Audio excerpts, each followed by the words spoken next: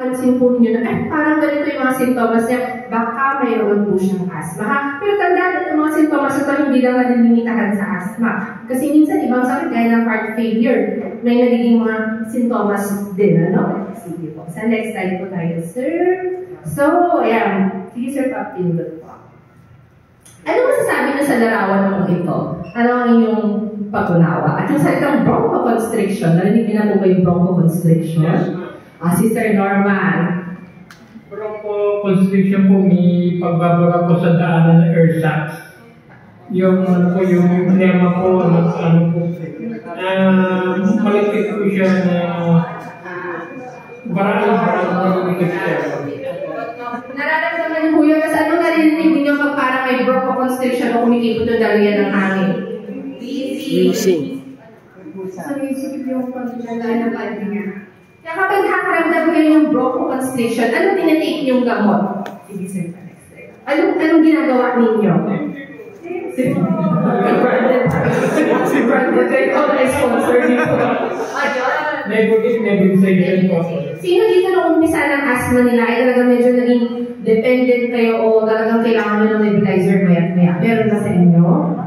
Si Ma'am, no? O nebulizer. So yung reliever, yun po yung mga gamot na pang-emergency po natin kasi mabilis ang kanilang action, no? Mabilis yung epekto sa katawan. So ang reliever po ay importante para sa madaliang paggamot tayo makipot na dalian ng hangin ay agad na bumuka at mas guminhawa. Okay? Ano naman yung tinatawag nating controller?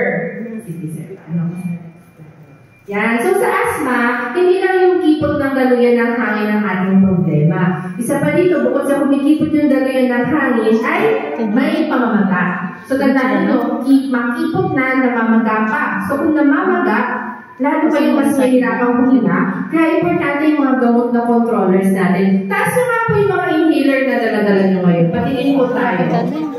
Meron mga oo, eh. Sige, taas sa sponsor kayo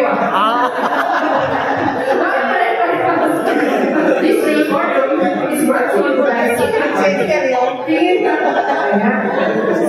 taas sa mga inhaler. Taas sa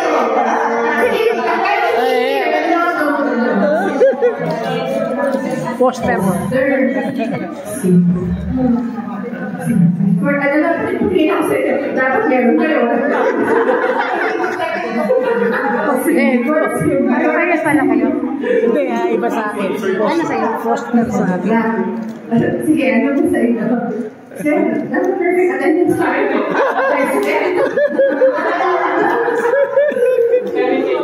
Gulat na daw. O, anyway, pressure ka sa akin. Hindi na makakita yung kay Arman. Hawakan mo yung sa'yo. So ito ay pwedeng controller din, no? So importante itong maintenance po nyo. Kaya importante yung dala nyo po yung lagi sa mga pag-ano, sir. So again, hindi sponsored na. Sponsorship tayo dito. Anyway, tandaan niyo yung dalawa.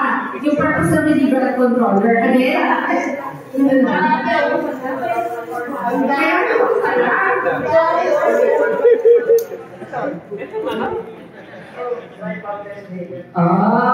ano isa?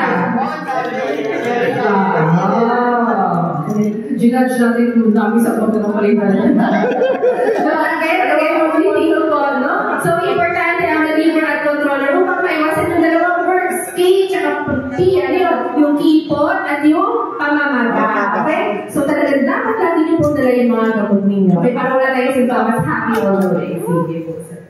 So, yan. Actually, bukod doon, meron tayo mga, sige sir, steroids. May nakita ko may ng steroids po kanina. Si Sir Norman, meron pa ba? Mga tableta mong dala? Ano po, dry powder? Ay, akala ko steroids. Pero si Sir Norman, mga steroids lang po, no? So, yan. Importante din po yung steroids pang control. Pero pag na-steroids tayo, ibig sabihin, medyo hindi na gaano control.